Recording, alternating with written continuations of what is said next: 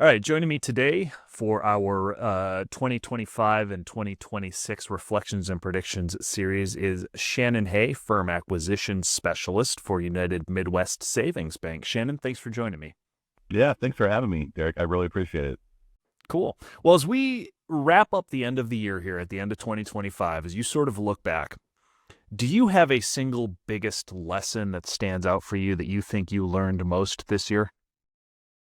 Goodness. Yeah, boy. This year we've seen a lot of in the market, right? So I live in the accounting and tax buying and selling market, right? And I would say, it's kind of had a little bit of the same theme, but yet changes. And what do I mean by that? So private equity is still very much like the buzzword of the mergers and acquisition world or the roll up strategy world. But I'd say that there's also been a lot more individual entrepreneurs, I think, that are recognizing the value in merging firms together and how that how that is kind of the wave of the future, where private equity sees it. I think that too, the individual is sort of seeing it. We're seeing a lot more creative entrepreneurism, I would say, in 2025, but with some timidity, I think, going into 2026. I just think that economically everybody's feeling a little pinchier than in past. Money doesn't seem to be flowing like it has in the post PPP COVID era days. I think maybe that well has ran dry, and so government shutdown was definitely a factor this year. I think playing into economic uncertainty a little bit, and so I think that the future is also a little strange. But it's all positive. I mean, it's still positive. Like, there's still a lot of optimism, and a lot of things to be optimistic about. We're still doing a lot of deals, and transactions are still moving. It feels a little different, a little harder today than it did yesterday, I think. Mergers and acquisitions will still occur. It's just how they're being financed is a little bit different, perhaps. Yeah, yeah, and how they happen too. I think structure is changing as well with the private equity, coming in, has kind of moved the needle as to what buyers and sellers are expecting or delivering in a deal. So, do you have a favorite victory or achievement that you were able to tackle this past year?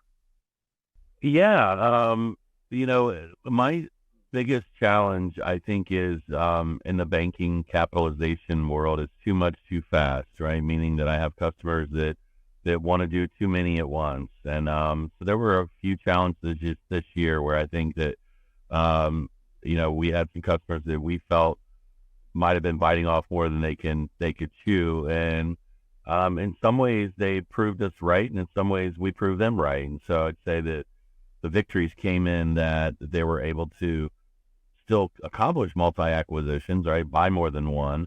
But then, the defeat came in that not all of them got done at once, but I do still see a future where they do get done. So yeah, I guess I celebrate, being able to move the market while at the same time staying, conservative and thoughtful about it. Yeah. It's fantastic stuff. Do you have anything that caught you off guard this past year? I know you mentioned a little bit earlier, seeing the continuation of M&A, whether it's PE, whether it's privately financed, structurally, et cetera. But is there anything else that caught you off guard in 2025? And this can be a good caught off guard or a bad caught off guard. Yeah, the government shutdown definitely, I think, caught us government lenders, right? SBA lenders off guard.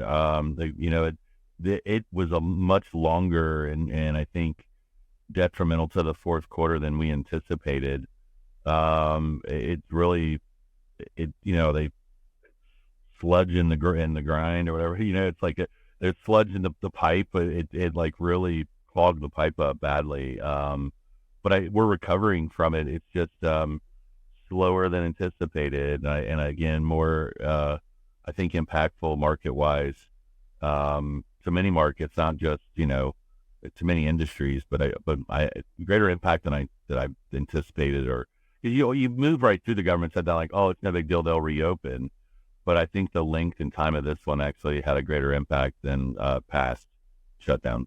So, Well, if we shift our focus away from what was to what is yet to be, 2026, do you have any grand predictions for the accounting profession, regulatory industry, et cetera, in 2026?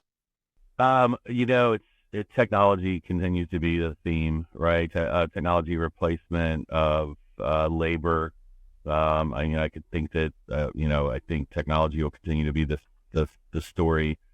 AI will continue to just change the game. It's happening too fast and too quickly, and starting to make it's not just perception anymore. It's starting to become reality, and real use cases are starting to show up. And I think that'll be good for it'll still be very good for my market as mergers and acquisitions, like consolidation of firms with the mixture of technology and outsourcing is the solution to the future of the industry.